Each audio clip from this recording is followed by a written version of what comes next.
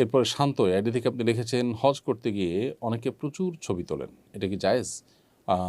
অনেক বেশি ছবি তোলা প্রদর্শনপ্রিয়তা থেকে হয়ে থাকে, বিশেষ করে ছবি তুলে সোশ্যাল মিডিয়াতে দেওয়া, এটা প্রদর্শনের ইচ্ছা থেকে হয়ে থাকে, মানুষের কাছ থেকে বাহবা নেওয়ার মতো প্রবণতা থেকে হয়ে থাকে, যেটা আমাদের জন্য একেবারেই গর্হিত কাজ, যেটা থেকে আমাদের বিরত থাকা কর্তব্য। সো আমরা যথাসম্ভব এটা থেকে বিরত থাকার আপ্রাণ চেষ্টা করব।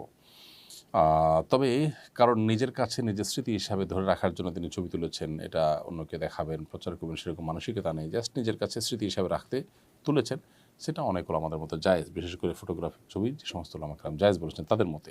তবে অন্যান্য ওলামা কেরাম এটি নিষেধ করেছেন, সব ধরনের ছবি উত্তোলন করাকেই। হাদিসে যে ছবি অঙ্কন করা হারাম রয়েছে, সেটার আলোকে সব ধরনের ছবি উত্তোলন করা কিংবা ছবি তোলাকে তারা নাজায়েজ বলেন। একান্ত প্রয়োজন বা একান্ত নিরুপায় হলে সেটা ভিন্ন কথা। এজন্য সতর্কতামূলক পথ এবং উপায় হলো এ ধরনের ছবি উঠানো থেকে বিরত থাকা, বিশেষ করে হজ করতে গিয়ে। সাবিহা সুলতানা জান্নাত লিখেছেন, আমরা জানি ডান কাত হয়ে ঘুমানো সুন্নাহ, আমি গর্ভবতী, এ সময় ডাক্তাররা বাম কাত হয়ে ঘুমাতে বলেন, এতে কি সুন্নাহ অমান্য করা হবে?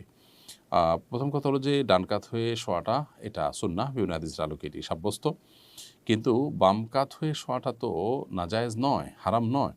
বিশেষ করে আপনি যখন অসুস্থ আছেন তখন আপনি যদি ডান কাত হয়ে শুইতে না পারেন, ডাক্তারের পরামর্শে আপনাকে বাম কাত হয়ে শুইতে হয়, তাহলে সেক্ষেত্রে আপনি স্বাভাবিক অবস্থায় ডান কাত হয়ে শুইলে যে সওয়াব পেতেন, এখন বাম কাত হয়ে শুইলে সে সওয়াব পাবেন। কারণ অসুস্থ অবস্থায় কোনো আমল করতে না পারলে সে আমলটা যদি সুস্থ অবস্থায় করার অভ্যাস থাকে, আল্লাহ তাআলা সেম সওয়াব দান করেন, বিভিন্ন হাদিসের আলোকে সেটি প্রমাণিত। মাহবুব জয় আপনি লিখেছেন, নফল তওয়াফের সময় কি এক কাঁধ খালি রাখতে হবে? নফল তওয়াফের সময় কোনো কাঁধ খালি রাখতে হবে না। আমরা যেটাকে ইজতেবা বলি ফিকহের পরিভাষায়, ডান কাঁধ খালি রাখা, ডান বগলের নিচ দিয়ে এহরামের কাপড় প্রবেশ করিয়ে তারপর এটাকে বাম কাঁধের উপরে ফেলে রাখা, যেটাকে ইজতেবা বলা হয়। এই ইজতেবা এটা বিধিবদ্ধ তখনকার জন্য যখন মানুষ তওয়াফে জিয়ারা করবে, অর্থাৎ প্রথমবার যখন মক্কা প্রবেশ করবেন এবং ওমরার জন্য যে তওয়াফটা করবেন, সেই তওয়াফে শুধুমাত্র এই ইজতেবাটা বিধিবদ্ধ। এছাড়া ফরজ তওয়াফ যেটি ঈদের দিন হবে অথবা পরবর্তীতে নফল তওয়াফ হবে, সেগুলোর কোনোটিতে আর আসলে এরকম কাঁধ খালি রাখার কোনো প্রয়োজন নেই।